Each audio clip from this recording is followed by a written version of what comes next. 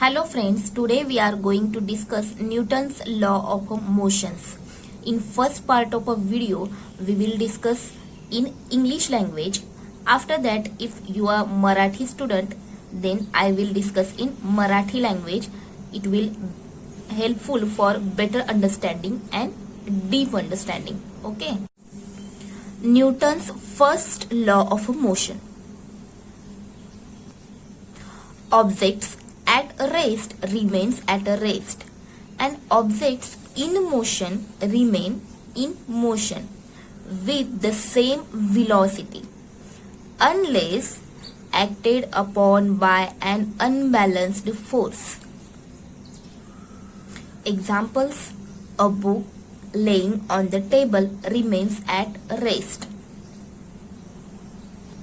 as long as no net force acts on it. Second, a moving object does not stop moving by itself. Newton's second law of motion.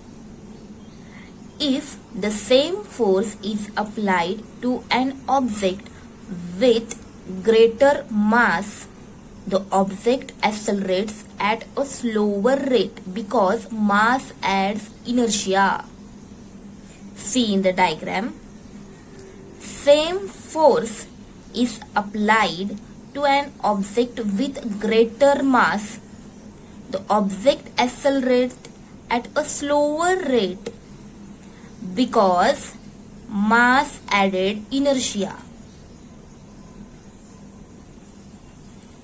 Acceleration speed increases, but in that figure same force is applied but less acceleration, speed increases slower because mass adds inertia.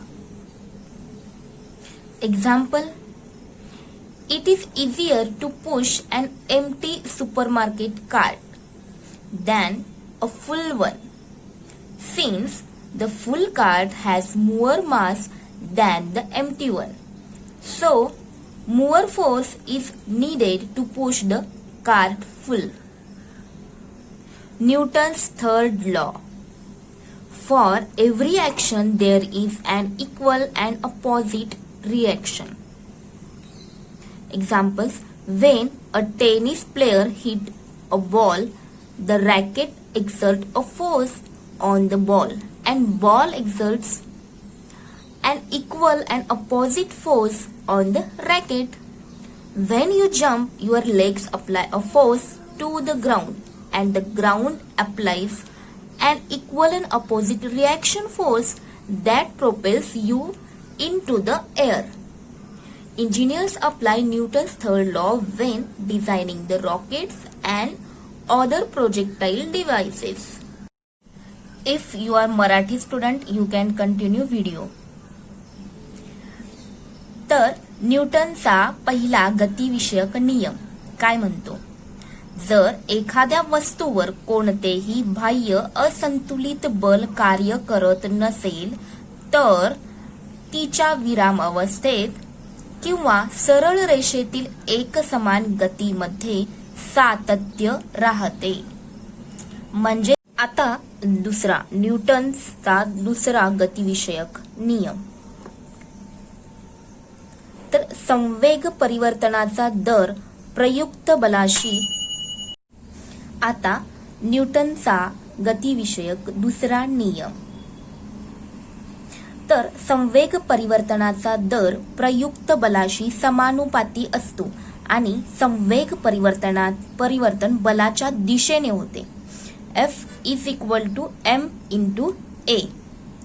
तर पहा, एखाद्या वस्तूने दुसऱ्या वस्तूवर केलेल्या आघाताचा परिणाम हा त्या वस्तूचे वस्तुमान व तिचा वेग या दोन्हीवर अवलंबून असतो.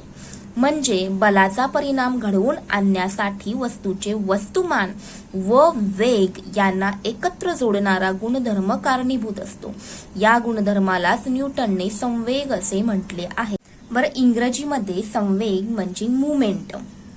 वस्तूचा वेग व वस्तुमान यांचा गुणाकार म्हणजे संवेग होय. P is equal to m into v. संवेग ही सदिश राशी आहे. संवेगाला परिणाम व दिशा दोन्ही असते. बरं, इंग्रजीमध्ये संवेग म्हणजे मोमेंटम.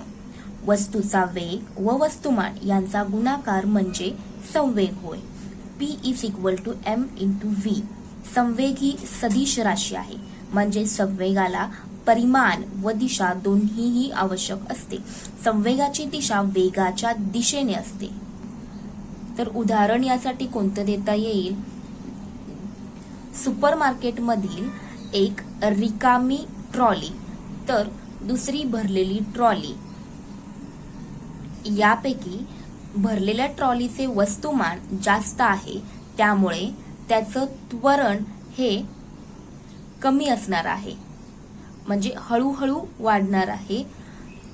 ज्यावेळी रिकाम्या ट्रॉलीचे त्वरण सतत वाढत असणार आहे. हा बदल कशामुळे जाणून येतो? तर त्या ट्रॉलींच्या वस्तुमानामुळे. आता न्यूटनचा गतिविषयक तिसरा नियम. प्रत्येक क्रियाबलास समान परिमाणाचे त्याच वेळी प्रयुक्त होणारे प्रतिक्रिया बल अस्तित्वात असते व त्यांच्या दिशा परस्पर विरुद्ध असतात. ज्यावेळी आपण उडी मारतो त्यावेळी आपले पाय